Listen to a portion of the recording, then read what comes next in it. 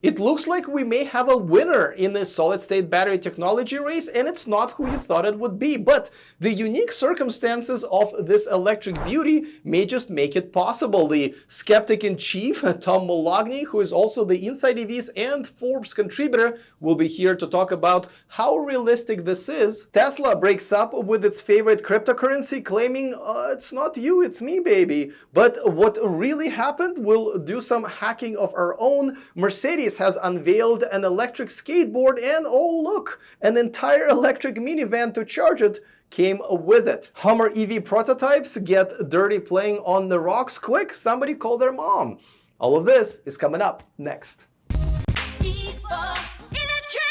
Welcome to E4 Electric, your #1 source of electric car scoop. If you are new here and are interested in everything that's going on in the wonderful world of electric cars, you came to the right place. All you have to do is click on that subscribe button and the bell notification icon so you don't miss anything moving forward. Let's get to the top story. And solid-state battery technology has been gone after for years, and billions of dollars have been spent on it. At this point, it looks like Toyota and Volkswagen, via their investment in QuantumScape, are the closest. And it's not like nobody knows how to do it. Everybody knows how to do it, but the problem is it is very expensive still, and it is almost impossible to scale, at least at this point. But it appears that the first one to market may very well be this completely unknown car maker from Italy called Automobili Estrema. This week they have unveiled their very first all-electric hypercar, Estrema Fulminia. Their founder and CEO, Gianfranco Pizzuto, told me that the idea came out of the pandemic boredom. That's right,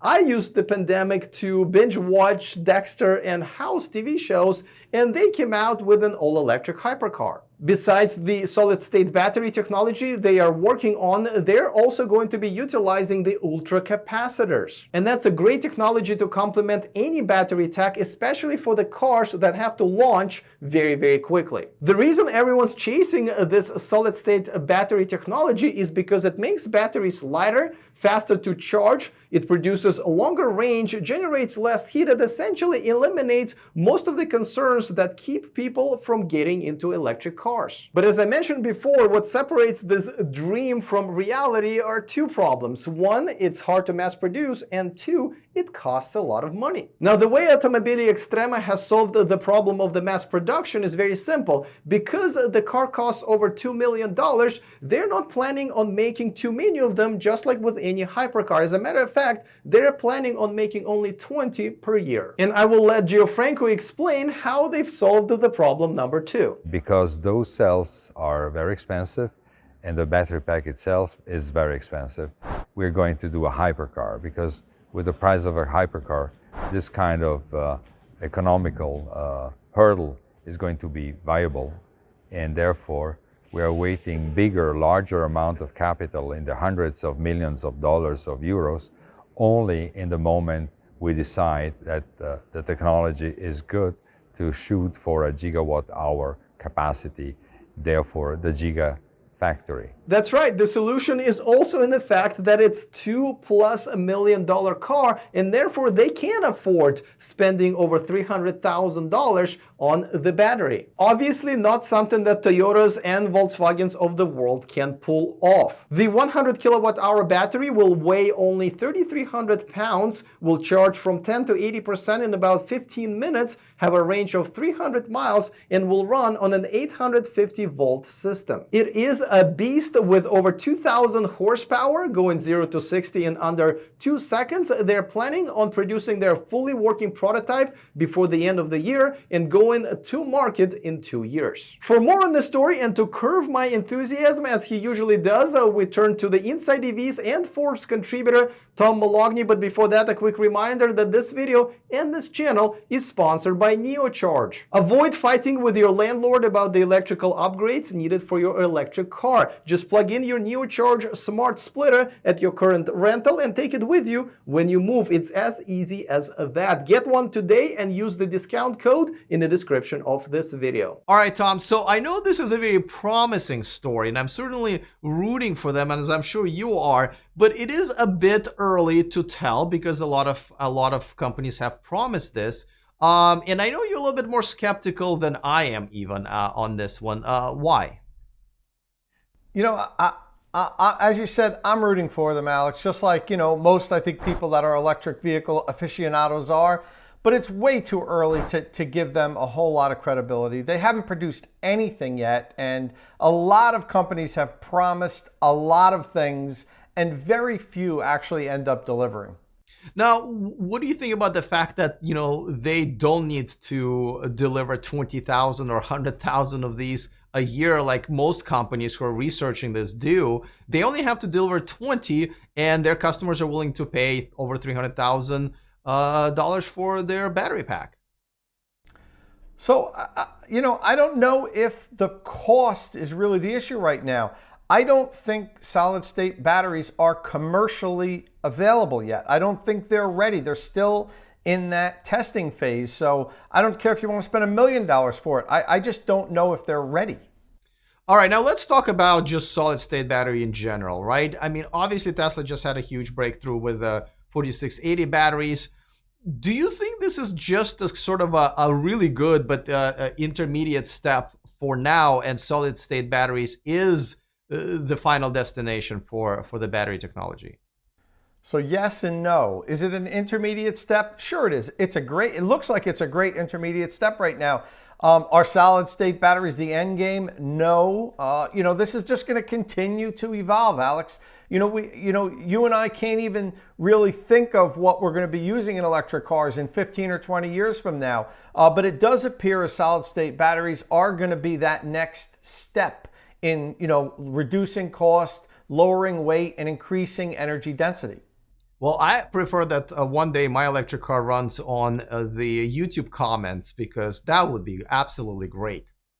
Yeah, but then your car would probably fizzle out, with you and your YouTube channel. Who knows where you're going to be in a few years from now if you keep talking bad about electric vehicles.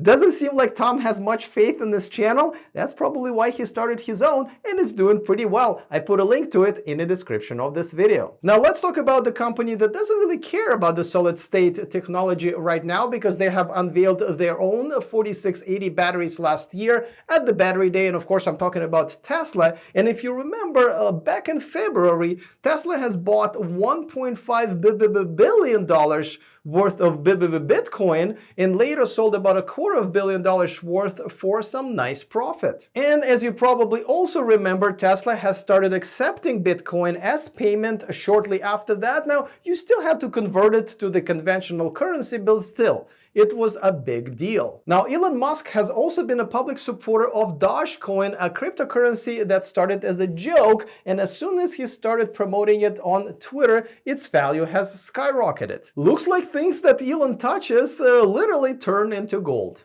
Virtual gold. Elon has also promoted it on his recent appearance on Saturday Night Live, joking that it was his hustle. After that episode, Dogecoin dropped over 30% in value. To the moon!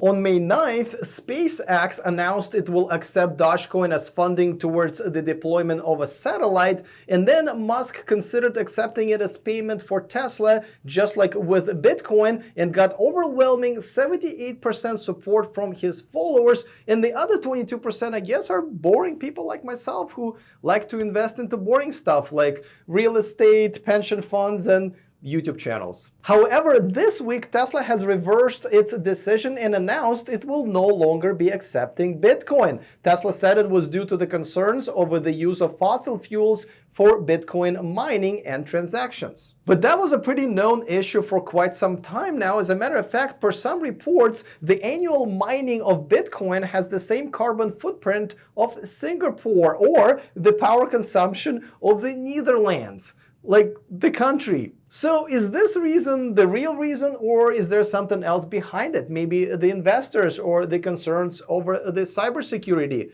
Let me know if you have a thought on this in the comments of this video. Bitcoin was down more than 15% after that announcement, which does show how much power Tesla has in this space. But don't worry, in the last 12 months, Bitcoin is still up over 400%. So Everyone's going to be fine. Let's move on to the next story, and another week, another unveiling of an electric vehicle by Mercedes. This time it is the concept EQT passenger van. It will join the rest of the upcoming EQ lineup, the EQA, EQB, EQC, which is on the market right now, EQS, EQV, plus the eSprinter van and the all-electric box and semi-trucks by its parent Daimler's Freightliner brand, which I recently checked out myself.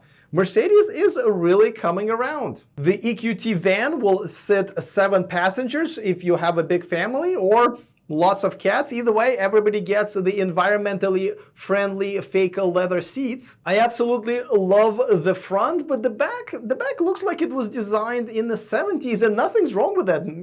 Maybe it was designed by a father-son design team. All right, son, you start from the back, I'll start from the front. We'll meet in the middle where the ashtrays are. Check out the panoramic roof, which I'm assuming was inspired by a beer bottle. And check out this skateboard that comes with a van that is built into the load compartment where it charges. Now, I personally rarely meet soccer dads who have kids and drive minivans who also embrace skateboarding. Now, I think instead it would make more sense to have a built-in fridge full of beer in the back of that minivan.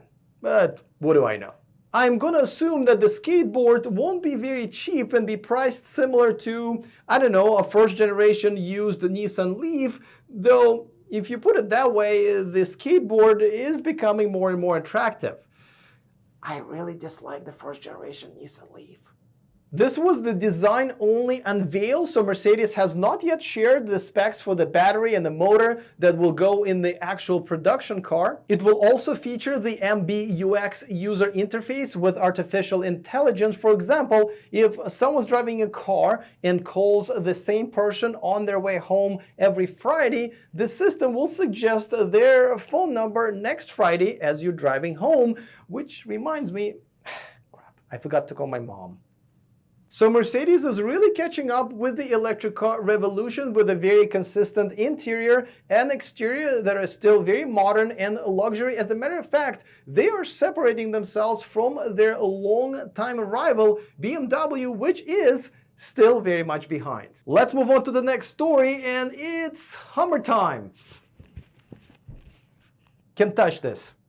And by this, I mean the complete lack of my musical or physical talents. All right, so it's Hummer EV time, which I actually think is more exciting. So remember that footage, this one that you're seeing right now, that we featured a couple of weeks ago from someone who spotted a really dirty Hummer EV on the road. Well, now we know where and how it got dirty. GM has released the footage of the Hummer EV and 3 other prototypes having some fun off-roading. Even going over the stone perfectly placed by the production crew. But all jokes aside, it is really good to see the development process of this truck. And the rumor is that there will be 10,000 of these in production this year, not a few hundred like most of us thought. And think about it, this time next year we'll have the Rivian R1T, the Cybertruck, and the Hummer EV all driving around in hands of their customers. Let me know which one of those 3s you like the most in the comment section of this video. Also, don't forget to join our premium membership